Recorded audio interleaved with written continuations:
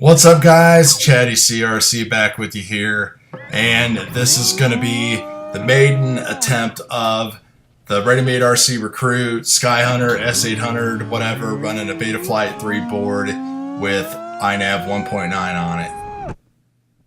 Yeah, that was the first toss. So anyway, I like to be an honest YouTube reviewer and show everybody what's going on before I do things and start putting out all these videos about how you should build and tune and do all this stuff like that. So I've been really working hard and trying to find time to get this thing up in the air. After doing some adjustments and gluing a few things back together yesterday, I finally got it up in the air here, and I can go over real quickly what was going on. And the biggest thing is to get a base and get some data going on so I can ask some questions and become more knowledgeable with INAV and just kind of experimenting and everything like that. And it was horrible today. It was super windy, but I did want to go out. You can see I have obvious problems still, but the things that I corrected from yesterday, first of all, CG was definitely an issue yesterday. CG, along with not having any kind of set into my mechanical throws, maybe about 5, 6, 7, 8 millimeters on both elevons, so that way, when you power it on, you're not like directly flat and level, on the back. You got like a little bit of an up tilt, so that way you'll automatically help generate some lift whenever you throw. That, and with this wing, it's light enough that I can do an overhead toss. Yesterday I was trying to do the side tosses, and that wasn't working out until I eventually broke a couple things and printed out like a new TPU mount to put the session in and glued back the nose that popped off a little bit. So today, obviously, you can see with those adjustments and changes, I got everything up in the air.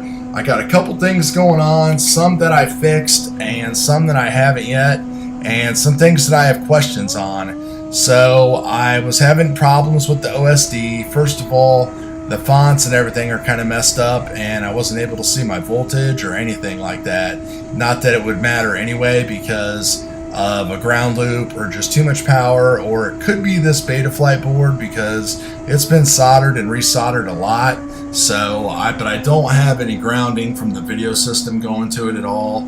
I just have the V in and V out going. I was doing all my power filtering and everything through the 700 milliwatt immersion 2.4 receiver, which you can see gets excellent reception and everything. So I've already figured out and corrected the font problem. That, believe it or not, was a Mac versus Windows issue. For some reason, it gets hung up with the configurator and stuff when you're trying to upload that with Mac, but with Windows, it actually worked. So I've got that taken care of. I can see my voltages and everything there. So then I'll be now I just have to sort out this wiring and everything. So as you can see, not a perfect maiden, but things getting blown away. I've made some adjustments to my gains. I dropped them. I increased them up quite a bit actually. My horizon gains, I think the default is 10, and I went up to like 25, which is way too aggressive, I believe, especially in this wind, because you can see how hard it's trying to correct and overcorrect. I mean, that's basically me with pretty much not much stick input at all, getting blown around in the wind.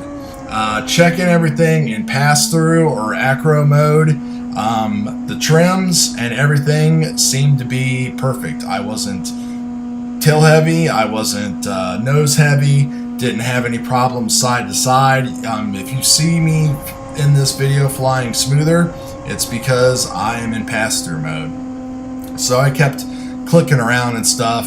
I tried doing the automatic servo trim. I forgot to leave it enabled when I got to the bottom when I landed and disarmed, because that's how you save that. and I tried the auto tune, but you know, just with the wind and everything, it just wasn't working out. So when I got to the when I landed, or actually you'll see the landing here at the end, I forgot to save those settings anyway. So I'm gonna cut this out and get to a later part of the flight now, so we can talk about some. So I tested return to home a couple times and it wasn't working. The airplane was diving, and I think that is because of a setting that I had checked that it was not checked, that which is climb and then return to home. So basically what it was trying to do is, it looks like it was diving and trying to return to home from its current altitude. You should be able to see it switch into that, like right here, coming up and make like a dive. But then something happens and you just heard that, and I'm not sure what happened. I'm running 2207, 2450, 60-30 prop, 4S 1800, and everything just stopped. So you can see that I'm giving throttle input and everything, but I am just gliding home right now. There's no power at all. So I don't really know what happened to my motor. I have no idea.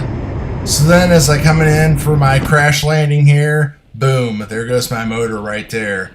And all three of the motor mounts are gone there. The motor mount busted off and all three wires were desoldered. So I think I just got everything too hot. I'm really not 100% sure of what I did. So I really don't know what happened, but I'm going to glue it back together, put everything back on there, ask around with some people, check some various prop choices and motor combinations. You know, this is, you know, not too crazy as far as like speed and everything goes, and that's a 30 amp ESC. That's a HV Speedix running multi-shot. So, but obviously something happened because the solder is still on the pads on the ESC, and when I wrecked and broke the motor mount and everything just kind of went.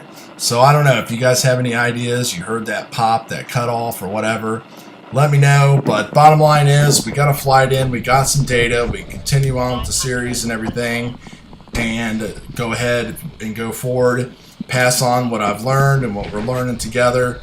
And hey, you know, this is just how things go, and I want everybody to see that this is reality instead of just all these happy maidens that we see sometimes, where people just go out, throw it up, and it just flies perfect. I mean, you get lucky like that maybe once every whatever, unless you buy a bind and fly and you follow the instructions perfectly and you get the CG just right and everything else. So anyway, talk to you guys later.